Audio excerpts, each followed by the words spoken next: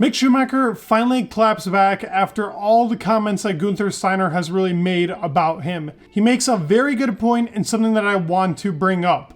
Fun fact, Mick Schumacher was actually my first video ever on this channel, and I spoke about him needing a contract for 2023, and literally like not even so long after, they decide to actually sign Nico Hülkenberg instead of Mick Schumacher. Well, they said they weren't bringing back Mick at that time. He hits out at really the Haas management. So this is talking about like Gene Haas and Gunther and really the upper management part of Haas. They didn't know how to actually treat him while he was there. And to this, I completely agree. Now, I don't think Mick Schumacher is the next reincarnation of Michael Schumacher. Like, I don't think he's that good, but I think he's a very acceptable driver. And what I'm going to mention will probably make you think the same way.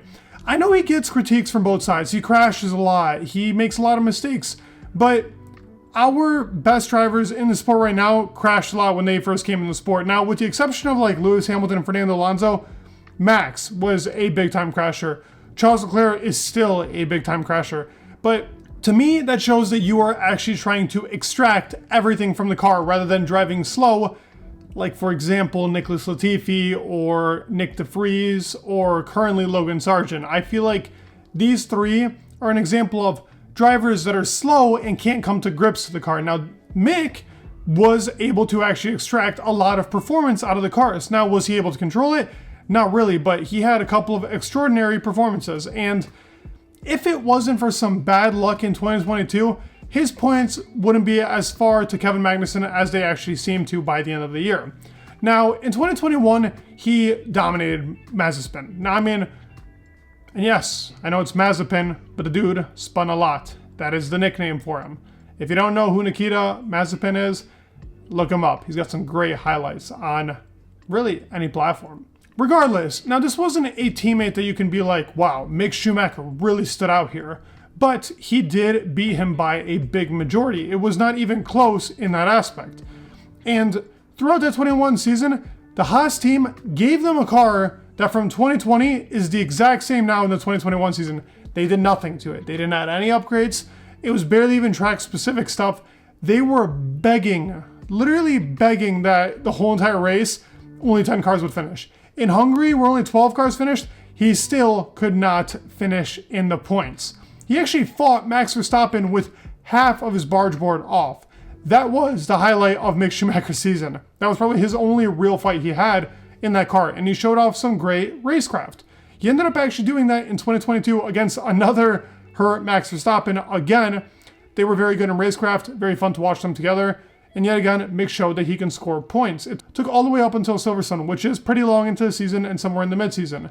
Regardless of that fact though, in Bahrain, on lap 1, Ocon goes straight into him. Mick actually ends up spinning. He would have scored points there as well. Also wanted to thank you guys so much for the support on the videos. Genuinely means the world for me. Closing in on 10K subs, hopefully by the end of the year. And I would love if you supported it. So if you haven't subscribed, please do and leave a like on the video. It means a lot for me. So let's get back into the video. Saudi, he ends up crashing out. Yes, costly crash. But throughout the season, the pressure was constantly on him. And now while I do think Christian Horner and that Red Bull team does put pressure and it doesn't work for drivers, sometimes it does. Now, when you're a team like Haas, who you know is never ever going to get anywhere far, and you don't even develop the car, and in my personal opinion, is the one Formula One team on the grid right now that probably shouldn't actually be on the grid. I think that Andretti should take over Haas and show them how it's done.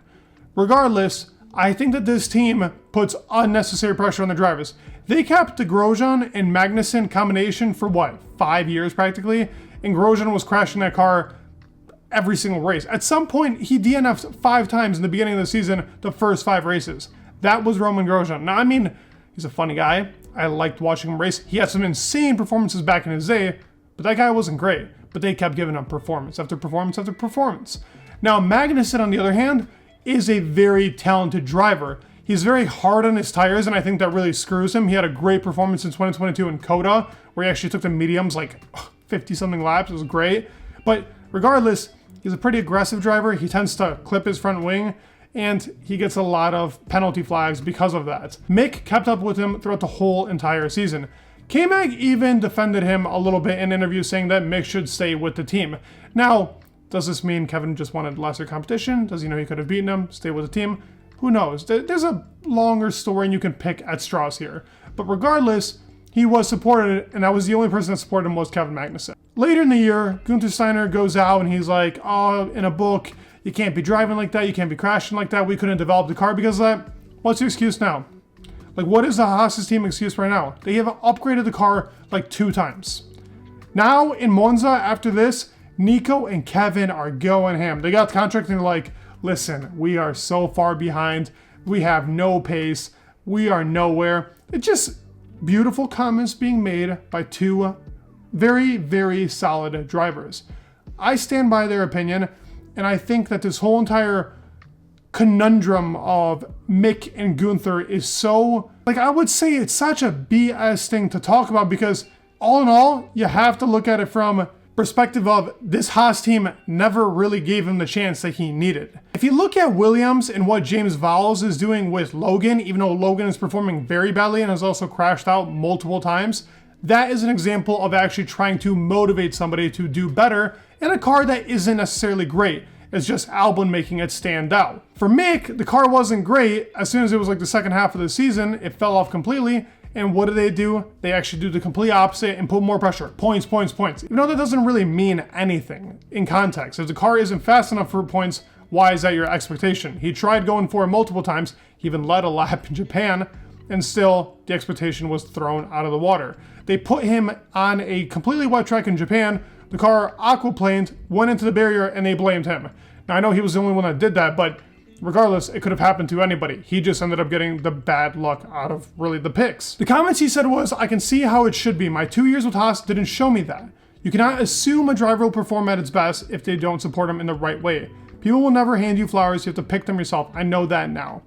And Toto Wolff has really been like a father figure to him. He says the Schumacher family raised a awesome young kid. And I agree. I think that he's very good and a very lovable guy in our sport. When he was in our sport, he's still a reserve driver, so I'm going to consider him, yes, still in it. He says he's looking out for him, and he thinks that he is somebody that should be driving in the sport. He also claims, and I remember this being an article before, that if Michael was still alive, Gunther would never make these comments. And I completely agree. Gunther is nobody to be making these comments.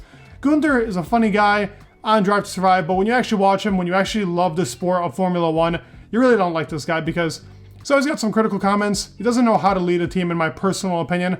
I feel like Haas should be a lot bigger. Anytime they ever scored points was because the beginning of the season happened and their actual technical director is not too bad.